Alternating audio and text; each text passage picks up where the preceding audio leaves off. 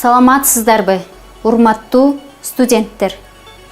Бүгүн сиздер менен алгачкы өтө турган темабыз философия сабагына киришүү. Дүйнөгө болгон көз карашты философия изилдейт. Философия гректердин филио сүйүү жана софия акылмандуулук деген терминдеринен алынган. Түздөн түз котурмосу акылмандуулукту сүйүү дегенди түшүндүрөт. Биздин заманга чейин 6-кылымда философия деген терминди грек математиги жана ойчулу Пифагор колдонгон.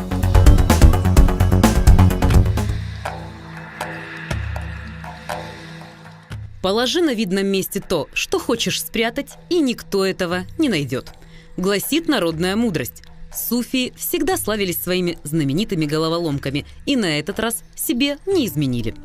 Таблица, которую мы все учили с 1 класса, известная как таблица Пифагора, это не что иное, как кодированная информация о космических законах, о движении планет, жизни и смерти, о Вселенной и о душе. Эту информацию суфии передавали только очень узкому кругу посвященных. Из века в век были хранители, отвечавшие за точность передачи знаний. Всем известно, что при переводе с одного языка на другой теряется 30% информации. Можно представить, насколько изменился бы первоначальный смысл за много тысяч лет. Именно поэтому нужен был уникальный язык, который передал бы в точности знания, идущие из первоисточника, то есть от людей сознания. И такой язык был найден – это математика. Язык цифр одинаково понятен и японцу, и русскому, и австралийцу. Конечно, древние знали об этом. Пифагор – один из тех, кого невежество не устраивало с детства. В то время, то есть 2500 лет назад, система образования была весьма своеобразной. В человеке, как это и положено, развивали не только интеллект, но и тело, и эмоции. Мало кто знает, что к 18 годам Пифагор был не только интеллектуалом, но и чемпионом Олимпийских игр по классической греко-римской борьбе. Однако сильный пробел у Пифагора был в образовании эмоций. Именно поэтому он отправился в Египет, где, пройдя сложнейшие испытания, он сделал то, чего до него редко кому удавалось. Он стал посвященным, а это значит, что его допустили в египетские храмы. Пифагор выучил египетский язык и 22 года учился у жрецов. Следующие 12 лет Пифагор провел в Вавилоне. Кстати, Вавилон звучит по-вавилонски как Бабилу, что в переводе означает «врата Бога». Именно здесь Пифагор познакомился с арабскими цифрами. И здесь его обучали те самые хранители – суфийские мастера. На Востоке слово «старость» означает «мудрость». И спустя 34 года в мудрости своей Пифагор вернулся на родину, где создал школу, ученицами которой были даже женщины. Скандальное событие для жителей того времени. Пифагор стал суфием, а суфии не разделяют людей ни по национальности, ни по половой принадлежности. Суфии вмещают в себя все религии и оценивают только одно – душу человека. Так чему же научился Пифагор у посвященных хранителей? Пифагор и его ученики перевели все на геометрию. 1 – это точка, 2 – это прямая, единственная прямая, но все равно это есть уже противоречие здесь, потому что 2. Тройка обозначается треугольником, символизирует гармонию. 4 обозначается четырехугольником и квадратом. И здесь считается, что 4 – это символ воплощения Бога, то есть абсолютного, в человеческом теле. Обозначает это человека или еще силу. 5 обозначается вот такой вот знакомой нам с детства звездой. И здесь считается, что 4 – это символ воплощения Бога, то есть абсолютного, в человеческом теле. Обозначает это человека или еще силу. 5 обозначается вот такой вот знакомой нам с детства звездой. И это означает брак. Почему брак, спросите вы? Причем здесь брак? Дело в том, что четные числа у Пифагора – это женские числа. Нечетные числа – мужские числа. 5 – это сумма двойки и тройки. То есть двойка – женское число, Тройка – мужское число, гармония мужского и женского внутри каждого из нас является символом великого брака. Шестерка имеет свою отдельную историю. Она у пифагорейцев считалась идеальным числом. Почему идеальным, мы к этому еще вернемся. Это два треугольника. Обозначается она двумя пересекающимися треугольниками. Или звездой Давида, или шестиконечной звездой. Соломонова печать еще ее называют, символ мудрости. И означает она животное, которое может стать божественным.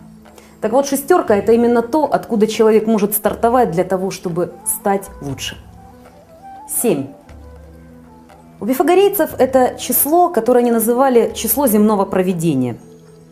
Или еще в математике они называли это число символом закона 7.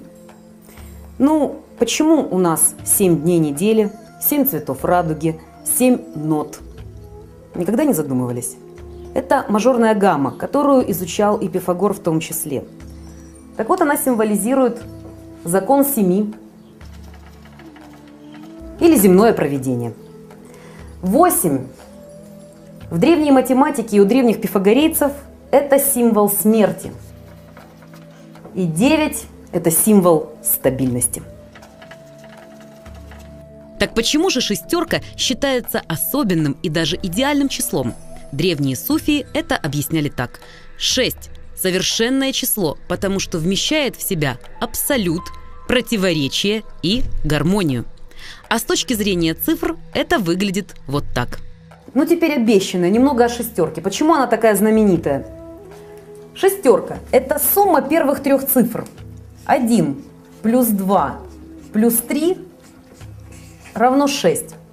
Если мы полный ряд натуральных чисел поделим вот от 1 до 9 на 3 тройки, а реально это можно сделать вот так. Первая тройка, вторая тройка и третья. То интересный случай можем наблюдать. 1 плюс 2 плюс 3 равно 6. 4 плюс 5 плюс 6. Ну, 6 и 4 – 10. И 5 – 15. 1 и 5 – 6. 7 плюс 8 плюс 9. 9 плюс 7 – это 16. 16 плюс 8 – это 24. 2 и 4 – это 6. У древних мистиков считалось, что первая тройка – это непроявленная, то есть дух.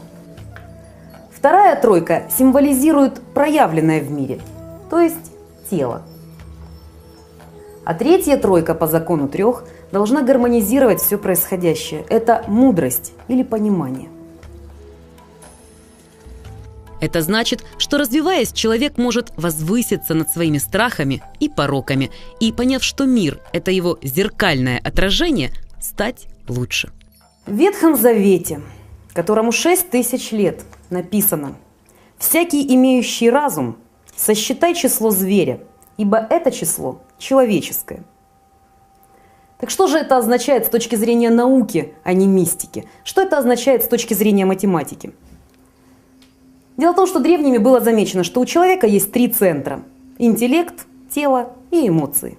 Шестерка считалась числом животного, то есть то, что можно трансформировать, с чем можно подняться выше, стать более разумным, более сострадательным и более любящим существом. То есть древние математики в реальности демонстрируют нам то, что 666 – это не черти с рогами и копытами, это внутреннее наше качество, благодаря которому мы можем расти. Итак, шестерка считается числом идеальным, символизирующим животное, то есть ту часть в нас, которая способна развиваться, чтобы стать настоящим человеком. Так что 3 шестерки или 666 – это действительно число человеческое, ибо математически точно указывает на 3 центра в человеке – тело, эмоции и интеллект. Ну и в подтверждении того, что шестерка такое магическое число. Матрица. 1, 2, 3, 4, 5, 6, 7, 8, 9. Любая диагональ для тех, кто занимался высшей математикой, и для тех, кто только начинает ей вместе с нами заниматься, в сумме будет давать шестерку. 2 плюс 8 – 10, плюс 5 – 15, получается 6. 4 плюс 6 – 10, плюс 5 – 15, получается 6. 3 плюс 7 – 10, плюс 5 – 15, получается 6. 1 плюс 9 – 10, плюс 5 – 15, 1 плюс 5 получается 6. Теперь вспомним теорему Пифагора. Вот мы принимаем окружность, центр, который совпадает с началом координат, и радиус этой окружности принимаем равным за единичку. И в этой единичной окружности мы тогда рассматриваем новые функции. Это уже совсем новый раздел математики – тригонометрия. Итак, знаменитая теорема Пифагора. Пифагоровы штаны на все стороны равны. Что же это означает? Вспомним, как звучит теорема Пифагора. Нужно из точки пересечения осей ОХ и ОY провести радиус до касания с единичной окружностью, опустить перпендикуляр на ось ОХ и, собственно говоря, сумма квадратов вот этих катетов равна квадрату гипотенузы. Это А, это Б, это С. И звучит она в школе так. С квадрат равно А квадрат плюс Б квадрат. Но дело в том, что у древних сармунгов ось ОХ называлась осью тела. Они говорили о том, что люди в горизонте могут проживать некоторые только определенные вещи. Власть, секс, деньги, влияние. А вот ось ОY называлась у древних и ассоциировалась с духом. Итак, что же происходит с людьми, которые залипают слишком в оси ОY, то есть претендуют на духовность? Вот они очень высоко в уровне духовности находятся, да? Они теряют очень многое в горизонтали, то есть в теле. Они недополучают секса, недополучают денег, недополучают власти. Они не проживают эти качества. И появляются реальные страхи. То есть люди духовные обязаны проживать свою жизнь, а не прятаться от мира, от денег и от женщин где-нибудь за стенами монастырей. Что касается людей, которые презирают или не понимают, что же делают люди в стенах монастырских. То есть эти люди зарабатывают деньги, они очень много времени, сил и энергии тратят на то, чтобы все-таки понять, что же такое власть, что такое секс и что такое деньги. Отсюда многие излишества. Но эти люди получают много в теле. Но если провести проекцию, то здесь четко видно, что они теряют любовь и не имеют сострадания. Поэтому Пифагор нарисовал нам идеальную схему развития человеческой души. Вот такая история, ей 8000 лет. Энеограмма – это сармунский символ. Сармунги – это древнее братство посвященных хранителей истины. По одним данным они находились на территории Междуречья, нынешний Ирак, по другим – на территории современного Афганистана. Первые упоминания, дошедшие до наших дней, относятся к 6-му тысячелетию до нашей эры, то есть истории братства сармунгов более 8000 лет. Еще один математический символ – знаменитая на весь мир энеограмма. Очень древний, кстати говоря, символ. Что он символизирует? Здесь 3 фигуры. Круг, как символ истины или целого. Вот такая вот гексаграмма, как символ закона 7. И статичный треугольник – это символ закона 3. Что же это означает? Если единицу, то есть целое, разделить на 7 цветов, на 7 нот, на 7 дней недели, то получается такая последовательность.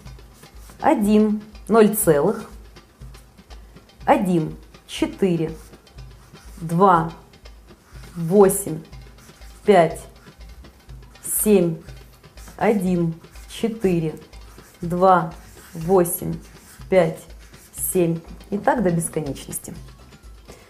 Вот так выражается движение и развитие гармоничного человека в энеограмме. Что это означает? Это тема отдельного тренинга, целого большого курса изучения.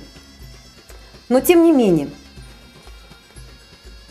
Здесь закодирована очень древняя и очень точная информация и наука о душе, о развитии человека. Что касается вот этих цифр 9, 3 и 6. Ну, о девятке мы уже говорили, это стабильность, она стоит, кстати, во главе энеограммы. А шестерка и тройка имеют свои особенности. И сейчас мы их покажем.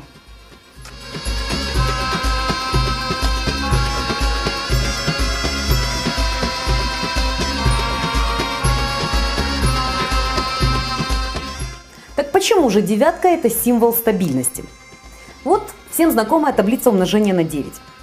И есть такой в математике занимательный, интересный пример. Один нерадивый ученик не знал таблицу умножения на 9. Но он точно помнил, что 9 умножить на 1 – это 9. А 9 умножить на 10 – это 90. И вот он написал: на первый вопрос не знаю ответ, на второй вопрос не знаю, на третий не знаю, на четвертый, на пятый, на шестой, на седьмой, на восьмой тоже не знаю, сказал нерадивый ученик. Посмотрел он на всю эту картину и решил: и здесь на первый вопрос не знаю, на второй не знаю, на третий не знаю, на четвертый не знаю, на пятый, на шестой, на седьмой и на восьмой. В итоге мы получаем правильный ответ по таблице умножения на 9. Но что самое интересное, что сумма этих чисел будет равна, посмотрите, чему? 9. 8 плюс 1 – 9. 7 плюс 2 – 9. 3 плюс 6, как ни странно, 4 плюс 5, угадайте, 5 плюс 4, 6 плюс 3, 7 плюс 2, 8 плюс 1 – 9, ну и 9 плюс 0, понятно, 9. Вот такая вот история с числом стабильности.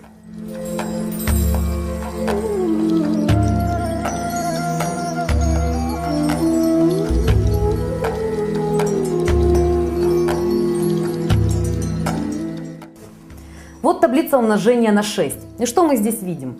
6. Сумма, ну вот так нарисуем. 6. 1 плюс 2 – 3. 1 плюс 8 – 9. 2 плюс 4 – 6. 3 плюс 0 – 3. 6 плюс 3 – 9. 4 плюс 2 – 6. Здесь 12. 1 плюс 2 – 3. Да, 5 и 4 – 9. Ну и здесь опять 6. Итак, постоянно повторяющиеся тройки. Таблица умножения на 3. Картина уникальная. 3, 6, 9. 1 плюс 2 – 3. 1 плюс 5 – 6. 1 плюс 8 – 9. 2 плюс 1 – 3. 6, 9 и опять 3.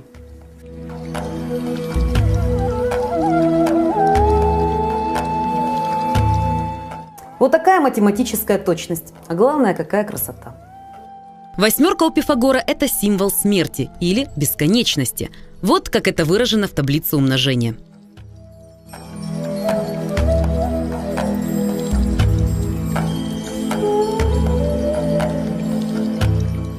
Теперь вопрос, почему восьмерка – это символ смерти? Ну, попробуем сложить теперь эти цифры. Здесь у нас 8. 1 плюс 6 – это 7. 2 плюс 4 – это 6. 3 плюс 2 – это 5. 4 плюс 0 – это 4. 8 плюс 4 – это 12.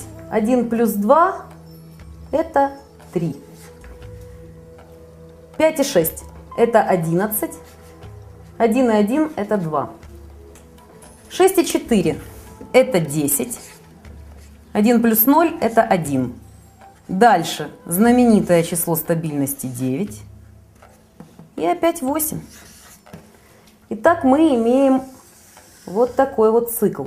Дело в том, что если мы 8 умножим на 11, получится 88. 8 и 8 – это 16. 1 плюс 6 даст опять семерку. Пифагор утверждал и математически доказывал, что человек живет не одну жизнь, и называл он эту бесконечную последовательность «круг неизбежности». Восьмерка. повторяющаяся восьмерка, идущая на убывание. Собственно говоря, смерть у Пифагора равно бесконечность. То есть плюс и минус бесконечность – это просто перевернутая восьмерка. Пифагор считал, что душа не имеет смерти. Он считал, что душа бессмертна. Ну, грубо говоря, это не Пифагор считал, это мы его научили в Древнем Вавилоне. Так что же он знал об этом? Древние математики утверждали, что человек рождается не единожды, что он имеет вот эту вот дугу, он приходит в мир для того, чтобы проживать и секс, и власть, и деньги, но все-таки еще и для того, чтобы научиться любить и сострадать. Математика – это наука прикладная, то есть полезная. А значит, мы можем извлечь выгоду для себя лично из любых знаний прямо здесь и прямо сейчас. Рассчитаем график своего роста и развития. Просто мы сейчас покажем, как можно рассчитать собственную шкалу развития. Итак, у нас есть две оси, как положено в математике. Это возраст, 12-летние циклы. 12 лет, 24, 36, 48, 60, ну и 72, соответственно. А вот это 1, 2, 3, 4 и до 9. Это уровень развития эмоционального, духовного, интеллектуального в каждом человеке. Как же это высчитывается? Ну, возьмем за пример, например, дату рождения Владимира Семеновича Высоцкого. Он родился в 1938 году. Умножаем на число 25. Умножаем на месяц, январь, единица. Получаем такую последовательность цифр. 4, 8, 4, 5 и 0. Что это значит? Первая цифра. В возрасте до 12 лет мальчик Володя развивался до 4 параметров. Ну, достаточно высоко развивался.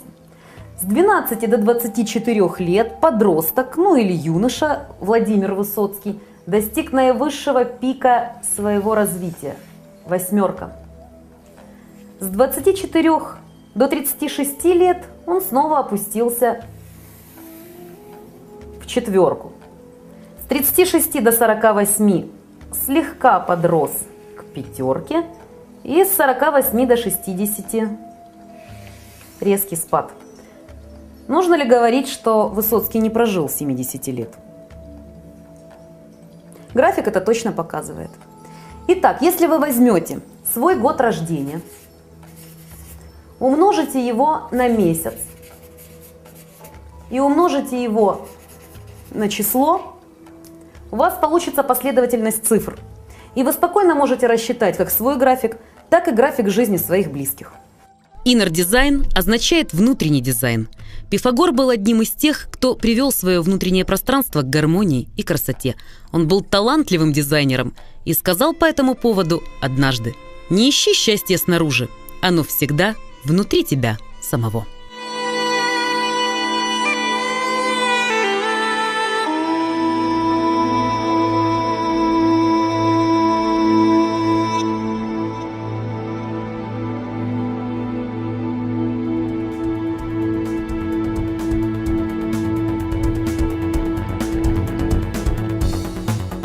Ал өзүн философ деп эсептеген. Анткени мен акылмандуулукту сүйгөн жана ага умтулган адаммын деп жазган. Пифагордун пикири боюнча акылмандуулукка, жакшы жашоого умтулган ар бир эркин адам философ боло алат. Пифагор был величайшим, одним из величайших мудрецов, живших на земле, и обладал массой просто каких-то, ну как модно говорить, тайных знаний. Он сам говорил, что знания, которыми он обладает, в общем-то, ему достались от жрецов Атлантиды, ему, критским царям и египетским жрецам. И действительно, египетские мистерии по литературным свидетельствам до нас дошедшим считаются, в общем-то, непревзойденными. И психотехники Пифагора всегда вызывали самый живой интерес. Ими пользовались и Наполеон, Александр Македонский, Леонардо да Винчи. Многие великие люди использовали работы Пифагора. И вот это вот упражнение, система Пифагора, она считалась обязательной для учеников Пифагора. А теперь вопрос, который я обычно задаю на в своих очных занятиях, почему великие люди вели дневники. Да-да-да, система Пифагора — это дневник, но не просто дневник, вы еще, в общем-то, узнаете, что почему и как. Почему вели дневники? И ответы следуют самые разные. И записывать мысли, чтобы чего-то не забыть, и там, чтобы потомкам осталось. Вот самый странный ответ, там предполагается, что великий человек там осознает: «Я велик», пускай потомкам там чего-нибудь достанется. Вовсе нет. Великие люди на интуитивном уровне чувствовали необходимость ведения дневника. Если они не вели дневник, то они вели обильную переписку. Что примерно, в общем-то, одно и то же. Вот вспомните хотя бы переписку Энгельса с Каутским, пресловутую. Все вот мечтаю достать себе эту книгу. Но я хочу вот сказать такую вещь. О дневниках еще добавочно. А теперь вспомните себя в отрочестве. Когда вам было лет, не знаю, 11, 12, 13, 14, может быть 15, может быть 16. И почти все, каждый из вас наверняка заводил себе тетрадочку, на ней выводил дневник и начинал его вести. Но потом это дело быстро забрасывалось. Вопрос: почему вы хотели вести этот дневник? Что вас подвинуло на то, чтобы действительно взять тетрадочку? Ну, следует самые тоже мне разные ответы на занятиях. Это и для того, чтобы там писать, чтобы мысли, свои чувства там излагать и так далее, и так далее. Мое мнение нет, совершенно не поэтому. Мое мнение таково. Вот как раз-таки момент вот перехода вашего во взрослую жизнь, с того момента, когда развитие, честно говоря, замедляется, дети развиваются быстро, взрослые гораздо медленнее, вот подсознание посылало вам мощный импульс. Мощный импульс, вот он инструмент развития. А многие люди вот так вот и бросали там, ну недельку поведет, ну 2, ну месяц. И забрасывали это дело, честно говоря. Они не оценили этот импульс подсознания. Но страшного ничего нет, вы можете еще, как говорится, все начать. Начинать никогда не поздно. И вот я, в общем-то, вас уверяю, независимо от возраста. Итак, почему дневник? Вот почему, какие следствия, я вам расскажу, почему он так работает, да? Но прежде всего, давайте я вам дам сам инструментарий. Это вот как вести дневник по системе Пифагора. Вот, примерно по этой системе. Значит, ну, предположим, вы решили начать новую жизнь. Новая жизнь обычно начинается с понедельника. При этом, как я люблю говорить, неплохо бы еще и указать, с какого именно понедельника вы решили вести дневник. Вот давайте я здесь на доске обозначу дни недели. Понедельник, вторник, среда, четверг, пятница, суббота, воскресенье. Вполне достаточно. Вы решили начать вести дневник с понедельника. Как это дело делается? В понедельник вечером вы садитесь, это требует немного времени, и вспоминаете свой прошедший день. И фиксируете его на бумаге. Просто при этом пишите ваш день. Описывайте ваш день, но не с точки зрения событийной, подчеркивая какие-то мелкие события, там, я не знаю, там, допустим, покупка газеты в киоске «Союз Печати», или, там, допустим, там, заход в какой-то магазин, там, не знаю, что-нибудь в этом духе, да, вы оцениваете ваш день прежде всего с точки зрения эмоций. Какие поступки вы совершили? Каким поступкам следует придать одобрение, по поводу каких поступков следует испытать раскаяние? Что вы сделали должного, что не сделали должного? Что было необычного в этот день? И так далее. То есть, в первую очередь, вы фиксируете эмоции. Причем, более того, скажу, чтобы вам на первых порах было легче, вот в текстовом небольшом файлике будет приведена форма ведения дневника, там нужно просто отвечать на вопросы. Понимаете, потому что на первых порах, получается вот какая вещь, что писать-то вроде бы или не о чем, или просто-напросто какое-то начинается пустое многословие. Когда человек думает, что он пишет о чем-то важном, на самом деле он описывает какую-то ерунду. Вот ведь какие бывают, так сказать, на этом пути препоны, преграды и так далее. Итак, вы описываете ваш день. Описание. Во вторник утром, это практика, это уже из моей практики, желательно до 12 часов дня Вы просто просмотрели как минимум последнюю запись просмотра. Просмотрели как минимум последнюю запись. И во вторник вечером описываете снова прошедший вторник. В среду вы утром просматриваете, описываете и так далее. И так далее. Раз в неделю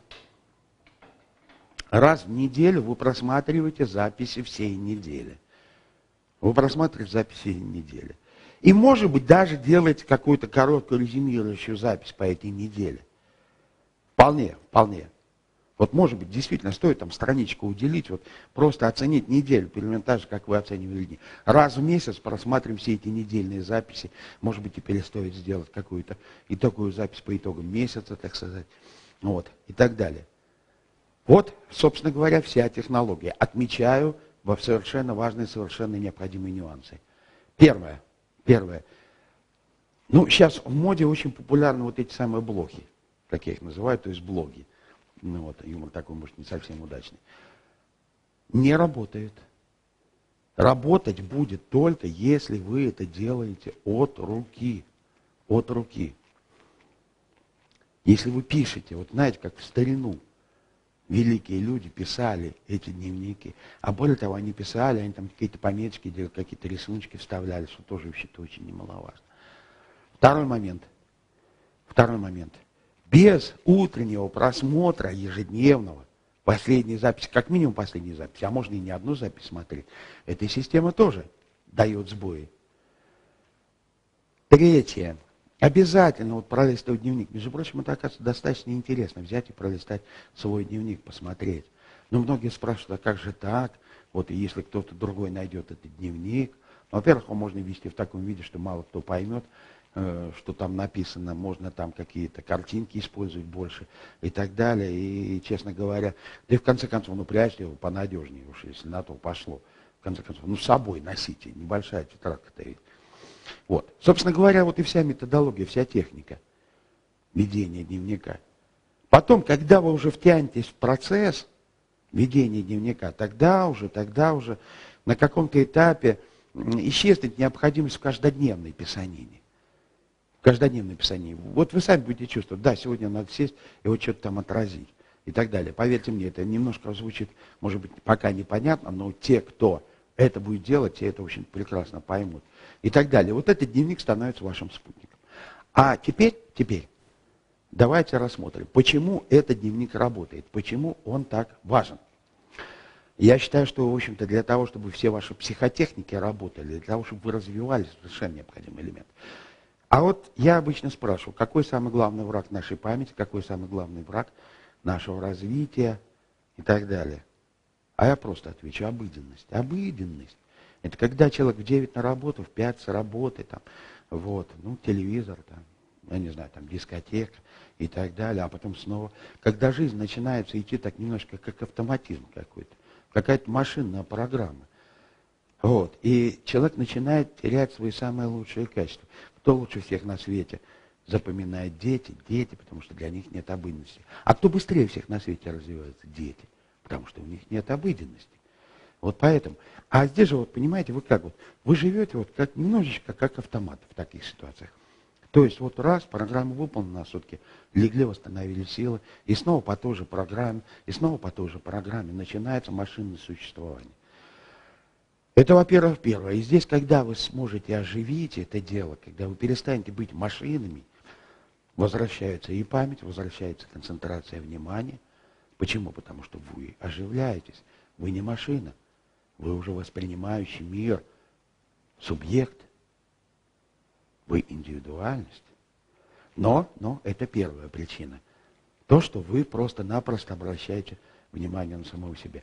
Утилитарная причина, которая, в общем-то, тоже немаловажна. Вот сегодня, допустим, вот в данный конкретный момент у нас вторник. Ну, могу даже назвать. Время какое у нас вторник? Это у нас сегодня 15 декабря. А вот если я спрошу, опишите свой четверг, а вы скажете, ну да, ходил на работу, Все какие-то, то, что вы делаете каждый день, вы опишете, а какие-то, может быть, нюансы, если, конечно, не было какого-то там, ну, супер потрясения, там, я не знаю, и так далее. Вы ничего не скажете толком. Тоже немаловажный факт. Ну и самое главное, почему стоит вести этот дневник. Потому что обычно человек находится в позиции ассоциации. Ассоциация. Что такое ассоциация? Это вовлеченность в события, это нахождение внутри событий. Это, можно сказать, это позиция муравья, ползущего по стебельку травы. Вот он ползет, и слава тебе, Господи. Это нахождение внутри событий. Но для достижения мудрости, для достижения развития необходимо бывать позиция диссоциации, то есть взгляд на себя со стороны. Взгляд на себя со стороны. Вот есть такая известная, гениальная, я считаю, теорема Кюрта Гёделя, которая гласит, что ни один элемент системы не может изменить саму систему, находясь внутри системы. Для того, чтобы изменить систему, нужно выйти за пределы системы. Вот диссоциация – это и есть выход за пределы системы, за пределы вашего обыденного существования. Диссоциация – взгляд на себя со стороны. Вот в чем основная суть. То, что вы расширяете свое поле восприятия самого себя любимого, как говорится. И я хочу вот добавить такую вещь, что одной из самых гениальных систем психологического развития, психического развития и так далее является система Константина Сергеевича Станиславского. Вот. Не нужно думать, что это та система, в общем, такая система, что приходил такой мужичонка в пенсне суровый, садился в первый ряд зрительного зала, морщил нос и таким брезгливым тоном говорил: не верь. Нет, система Станиславского – это глубочайшая психологическая система. Я бы назвал ее даже одной из самых сильных систем психологического развития, созданных за всю историю человечества. Да-да, не преуменьшаю. Спецслужбы используют систему Станиславского. Так вот, одним из условий системы Станиславского было следующее. Именно нахождение в позиции диссоциации, то есть взгляда на себя со стороны. И когда вы посмотрели на себя со стороны, когда вы вышли из системы, вы можете вносить корректировки, и эти корректировки будут приняты. А, естественно, вы же не враг самому себе. Вы эти корректировки, так сказать, будете направлять, естественно, на вашу же пользу. Но и это еще не все. Опять же, понимаете, вот есть такая наука под названием тайм-менеджмент. Может, многие слышали, в чем суть заключается тайм-менеджмента. Заключается в том, что вы ведете скрупулезный учет своего времени. Вот вы описываете свой день, там-то, вы сделали то-то, то-то, то-то, то-то, то-то, то-то, а потом определили, сколько времени хрохнули впустую. И вот этот факт должен привести вас в ужас, и вы теперь будете очень, так сказать, жестко рассчитывать все свое время. Ну, вот примерно такая основа. Там, конечно, система гораздо глубже, чем я вот так вот на пальцах объяснил. Но вы знаете, есть такая фраза. Сознание размышляет, подсознание управляет. Ни одна система развития не станет вашей системой, пока подсознание не начнет, как говорится, для нее, что называется, работать. А вот, допустим, вы читаете ваш дневничок за недельку, просмотр или там за месяц, и здесь вот вы дни вспоминаете свои, вы смотрите на себя со стороны. И, допустим, вы часто с кем-то ругаетесь, или у вас часто что-то происходит, какие-то одинаковые, по сути, неприятные события, допустим. Или где-то даже вы часто теряете, много теряете времени. Подсознание само поставит такую задачу, и постепенно вот нормализует всю вашу жизнь. Постепенно вам как-то вдруг покажется, что какие-то второстепенные дела у вас стали отлетать, что вы стали сосредотачиваться только на главном. Вдруг окажется, что, скажем так, что у вас как-то какие-то дела начнут получаться гораздо лучше, что эффективность ваша возрастает. А все это не просто так, все это потихонечку подсознание начинает вами руководить. Но в конце концов, подсознание – это же вы сами. Это ваша часть неотъемлемая, которая направлена, как раз таки ее основная цель – это ваше развитие, ваша безопасность и минимизация энергетических каких-то затрат в том числе. И здесь вот как раз таки, если бы поставить, вот, так сказать, вот дневничок весь прочесть, то подсознание уже озадачится. Перед ним будет поставлена задача. Опять же, почему? Потому что вы находитесь в позиции диссоциации. Вот это очень важное условие. Время от времени находиться в позиции диссоциации. Только тогда произойдет развитие. Вы делаете какие-то психотехники. Вы там даже мечтаете, вы занимаетесь визуализацией. Чего угодно вы делаете, но если вы никогда не становитесь в позицию диссоциации, из этого мало что может получиться. Или результат будет, знаете, такой там, вероятностный характер, будет или не будет, случится, не случится. И вы будете часто зависеть от каких-то внешних там помех, там, от плохого начальника, еще там чего. Вот все это прекратится. И, честно говоря, когда вот я беседую с учениками, со своими учениками, поверьте, у меня уже их немало, и которые достигли очень каких-то больших, сильных успехов, я спрашивал, какие упражнения вы делаете, там, и так далее. И в подавляющем большинстве они все говорят, мы обязательно делаем систему Пифагора. Мы обязательно ведем дневники. Вот дневник. И вы приближаетесь к великому человеку. Но великие вели это дело на интуитивном уровне. Вы это дело ведете, вы знаете, почему вы ведете дневник. Теперь, вернее, знаете, почему вы будете вести дневник. И почему он так важен. Потому что вы выходите из машинного состояния. Вы оживляете себя, вы оживляете эмоции, вы на себя смотрите со стороны. И это очень и очень важно. Вот поэтому я категорически рекомендую всем вести вот эти самые дневники. Форма ведения, как вы будете писать, много вы будете писать, не имеет значения на самом деле никакого. Вот у меня вот это ведение дневника занимает от 5, где-то до 15 минут. Вот, один процесс, так сказать. А вы знаете, как интересно просмотреть дневник какой-нибудь там годовой давности или полугодовой давности? Ого-го! Это очень интересно. И опять же, что это такое? Это оценка со стороны пути, который вы прошли. Вы выходите как бы вот из этой ассоциативной позиции, в позицию диссоциации, и сторонним взглядом немножечко смотрите, и вам так видно все, что происходит. Все плюсы, минусы. Естественно, вы можете вносить коррективы. Вот примеры у меня такие, допустим, был такой пример замечательный. Вот одна моя ученица, она руководительница, значит, фирмы, вот, начала вести дневник. Причем фирма занимается вот непонятными для меня, я в этом деле не разбираюсь, консалтинговыми услугами. Подозреваю, что можно было бы найти какое-нибудь русское слово, но тем не менее, пускай консалтинговые. Вы сами знаете, что этих консалтинговых агентств везде вагоны, маленькая тележка, естественно, она никак не выделялась. Вот это агентство из массы других агентств. Но вот она стала вести дневник. И вы знаете, вот как-то так быстро стало, что они заняли там у себя в городе лидирующие позиции достаточно быстро. А потом я оказался снова в этом городе, я встретился с этой ученицей. Она говорит, вы знаете, как-то вот все стало, мы там, вот и там прокол, и там пробой, и там то, и там все, и так далее, и так далее. Вот. Мы начали анализировать, почему так произошло, там, и так далее. И вот в числе прочего задал вопрос, а ты дневник продолжаешь писать? А ответ, нет, вот знаете, вы как-то там, вот были семейные обстоятельства, я забросила писать этот дневник, вот и так далее. Я говорю, вот тебе и ответ, вот тебе прямой ответ. Давай, пиши по новой. Вы знаете, я ее убедила, она стала писать этот дневник, и через какой-то промежуток времени все вернулось на круги своя.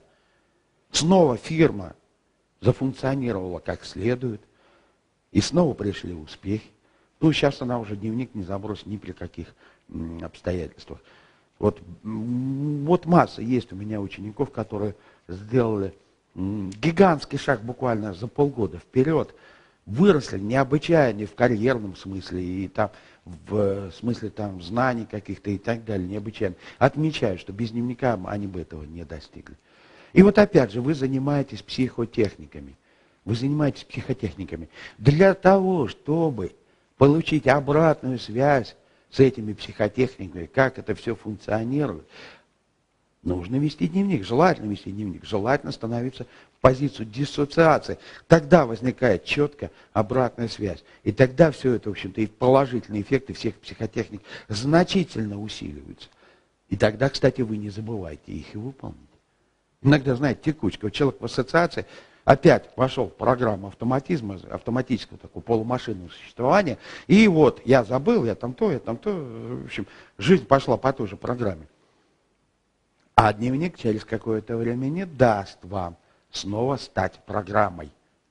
Вы станете программистом, что, в общем-то, очень немаловажно. Поэтому именно вот я сейчас решил, надо, рассказ мой, этот рассказ о дневнике, может быть, немножко эмоциональный, может быть, немножко там, какой-то там, не знаю, сбивчивый чуть-чуть даже, вот, и так далее, вставить именно в эту часть фильма, в эту часть видеокурса, во вторую эффективной психотехники, потому что ведение дневника позволит вам в значительной степени усилить эффект от того, что вы делаете. Демек байыркы мезгилдерде дүйнөнү таанып билүүгө, өздөштүрүүгө, билим алууга умтулгандарды философтор деп аташкан. Дүйнө тааным бул ишеним. Ишенимдин негизги фактору ишенбөөчүлүк же болбосо сомнение деп айтылат. Скептистке даяр болуу, ишенбөөчүлүк, билим жана акыйкат аркылуу ишенимге жетүү болуу эсептелет. Дүйнөгө болгон көз караш төмөндөгү типтерден турат. Мифология, гректин мифос, легенда, жомок же болбосо логос сөз окуу деген сөзүнөн алынып, түздөн түз котормосу жомоктор жөнүндөгү окуу дегенди түшүндүрөт.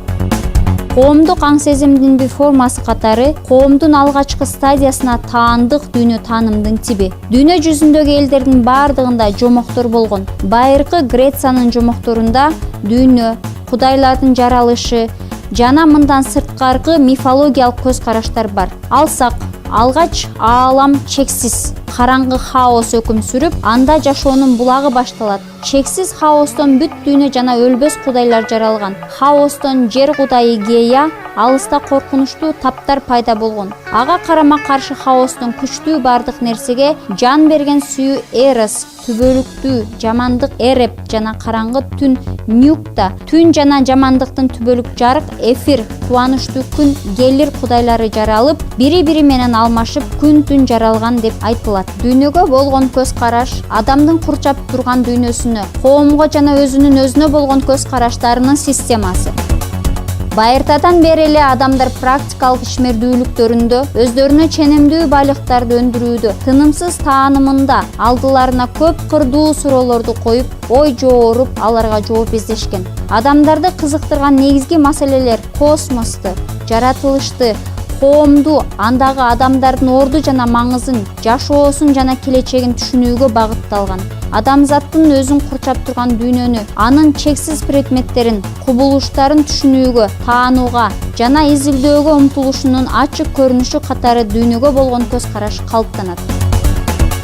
Дүйнөгө болгон көз караш коомдук жана индивидуалдык аң сезимдин татаал системасы. Башкача айтканда, реалдуулук тууралуу мифтердин, диний пикирлердин, ишенимдердин баяндамаларын, билимдерин, эрежелерин, идеялардын же жалпы эле руханий баалуулуктардын бири-бири менен байланышкан жыйындысы. Философиянын түзүлүшү өзү изилдеген проблемалар боюнча төрткө бөлүнөт. Биринчиси антология, гректин онтос, нерсе зат, же болбосо логос, окуу, болмуш жөнүндөгү окуу дегенди түшүндүрөт. Гносеология, гректин гносес, тааным жөнүндөгү философиялык окуусу. Үчүнчү практиология, гректин прасио, практика, адамдын иш аракети жөнүндөгү окуу. Төртүнчүсү аксиология, гректин аксиос, баалуу, баалуулуктар жөнүндөгү окуусу. Философия дайыма өнүгүп, уламдан улам байып туруучу чыгармачылык илим. Дүйнөгө көз караштын өзүнө анализге алчу, анын маңыздуу ядросу катары төмөндөгүдөй функцияларды аткарат. Биринчиси кайра жаратуучулук функциясы, экинчиси таанып билүүчүлүк функциясы, үчүнчүсү методологиялык функциясы, төртүнчүсү аксиологиялык функция, бешинчиси праксиологиялык функция, алтынчысы алдын ала билүүчү же болбосо прогноздук функция, жетинчиси информативдик функция. Бул функциялар төмөндөгүдөй өзгөчөлүктөргө таандык экендигин эске алуубуз зарыл. Философия илим катары өнүгүшү жөнүндөгү эки пикир жашап келет. Алардын биринчиси философия илим эмес, ал билимдердин системасы. Анткени төмөндөгүдөй критерийлери жашайт. Асы философиялык көз караш, фактылар, байкоолор жана эксперименттер тактоого зарыл келбейт. Башкача айтканда, илимий билимдердин критерийлерин канааттандырбайт. Бсы Философиялык көз караштын эмпирикалык бекемделиши тажрыйбада такталат. В.С. Философияда эч качан бирдей эреже болгон эмес. Ага көз караштардын плюрализми, көп пикирдүүлүк мүнөздүү. Анткени ар бир окумуштуу көз карандысыз философиялык көз караштарды түзөт. Г.С. Философиянын так аныкталган объектиси жок. Усулдары илимий түрдө далилденген эмес. Бүткүл илимдердеги изилденип жаткан проблемалардын көз караштарынын системасынан турат. Философия илим эмес, илимге караганда кеңири, башкача айтканда билимдердин системасы деп атоого зарыл деп эсептешкен. Экинчи пикир. Философтор философияны илим деп аташат. Анткени философиянын онтологиялык типтеги аныктамаларына таянышат. А.С. Философия кыймылдын закондору, табиаттын, коомдун, ойлоонун өнүгүүсүнүн закон ченемдүүлүктөрү жөнүндөгү илим. Б.С. Философия адам жана дүйнө жөнүндөгү жалпы илим. В.С. Философия алгачкы нерсенин башааты жөнүндөгү илим. Г.С. Антропологиялык типтеги аныктама.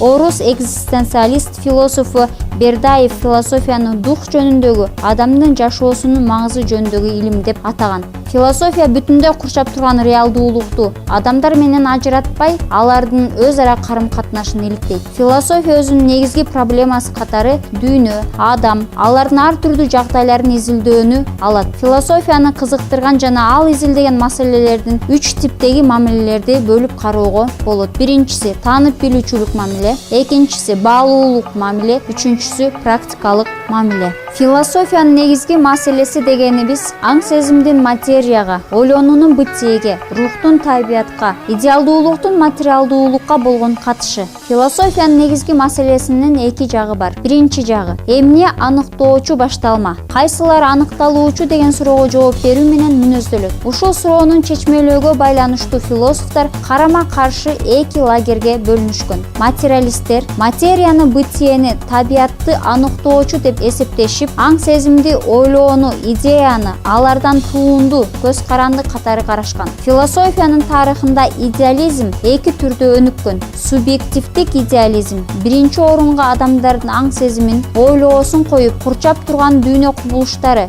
кишинин руханий дүйнөсүнөн келип чыгат деген бүтүм чыгарган. Объективдик идеализм аныктоочу иретинде адамзаттын сырткаркы турган объекти, абсолюттук идея, дух алып, реалдуулуктун бардык көрүнүштөрү адамдарда ошол объекттен көз каранды деп эсептеген. Материалдуу жана идеалдуу бири-биринен көз каранды эмес, тең күчтө байланышпайт дегендер дуалисттер болушкан. Бирок жыйынтыгында дуалисттер өзүнчө багытты түзбөй, же материализмге, же идеализмге ылайыкташкандыгы белгилүү. Ойлоонун болмушка карата мамилеси. Эмне биринчи, же болбосо аалам эмнеден турат. А.С. Материяны алгачкы дегендер материалистик агым. Б.С. Идеяны биринчи дегендер идеалистик агым. В.С. Материяда, идеяда бир учурда жаралган дегендер дуализмдер деп аталышат. Философиянын негизги маселесинин эки жагы адамдар дүйнөнү таанып биле алышабы деген суроо менен байланышкан. Чындыгында байыртадан бери эле реалдуу предметтер, кубулуштар кишилердин мээсиндеги адекваттуу кадимки өзүндөй чагылабы же билимдердин, идеялардын, көз караштардын мазмунун материалдууга, бүтүндөй бытиенин маңызына, мазмунуна туура келеби деген суроо көптөгөн ойчулдарды кызыктырган.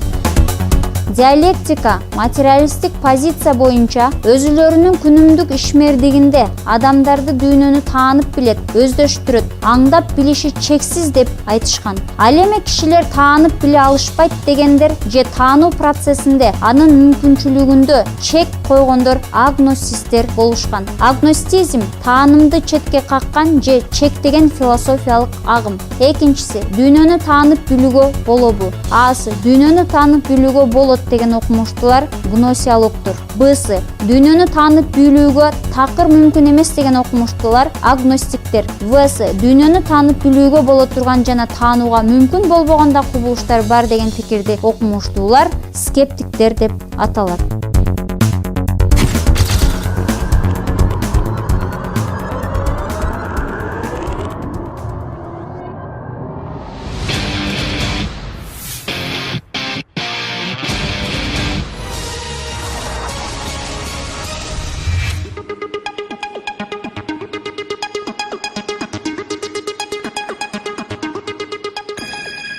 Язык. Ваша игра начинается прямо сейчас. Пассажир. Пассажир, проверяем. Абсолютно верно. Дальше. Гладиолус. Гладиолус, проверяем. И здесь абсолютно точно. Дальше. Прогрессия. Да. Это было очень быстро, это было очень здорово. Я вас поздравляю. Мозг, а как тебе игра, Даши? Вот это старт. Похоже, меня сразу оставили позади.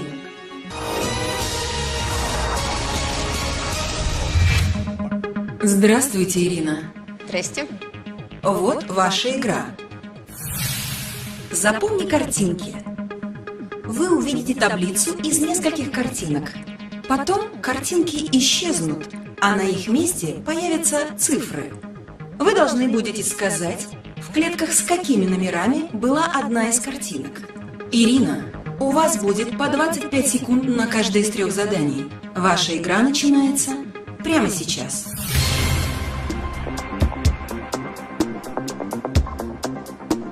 В каких клетках желтые субмарины? 1,6. 1,6, проверяем. Да, абсолютно верно. Дальше.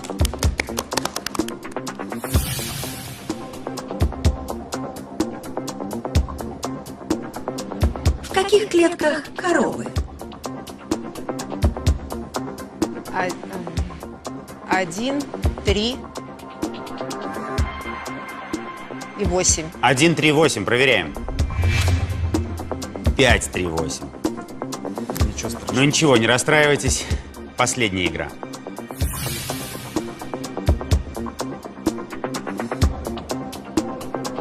В каких клетках бокалы? 11, 12 и 5. 11, 12 и 5. Нет, к сожалению. Жалко, мне жалко. Я бы очень хотел, чтобы вы выиграли. Спасибо. Ваша игра начинается прямо сейчас. Сосчитайте чашки. Мой ответ 7. 7, проверяем. Абсолютно верно. Дальше. Сосчитайте солнечные очки.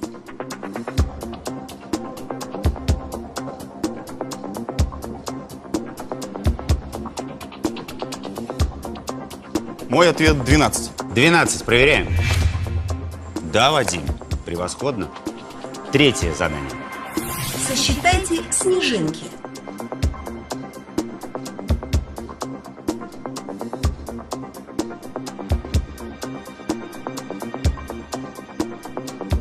Мой ответ 15.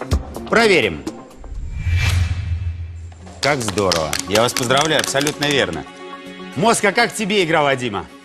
Великолепный результат. Похоже, что у Вадима действительно сверхспособности.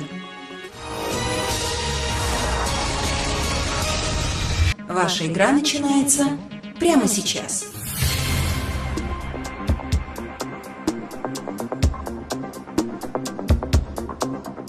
Первая, вторая. Нет, правая, левая, правая надо говорить. Правая, левая. Первая, правая. Правая. Вторая, левая. Левая. Нет, вторая, правая, получается. У вас идет время. У вас идет вторая, время. левая, третья, левая. Правая, левая, левая. Проверяем. Абсолютно верно. Дальше. У вас очень мало времени.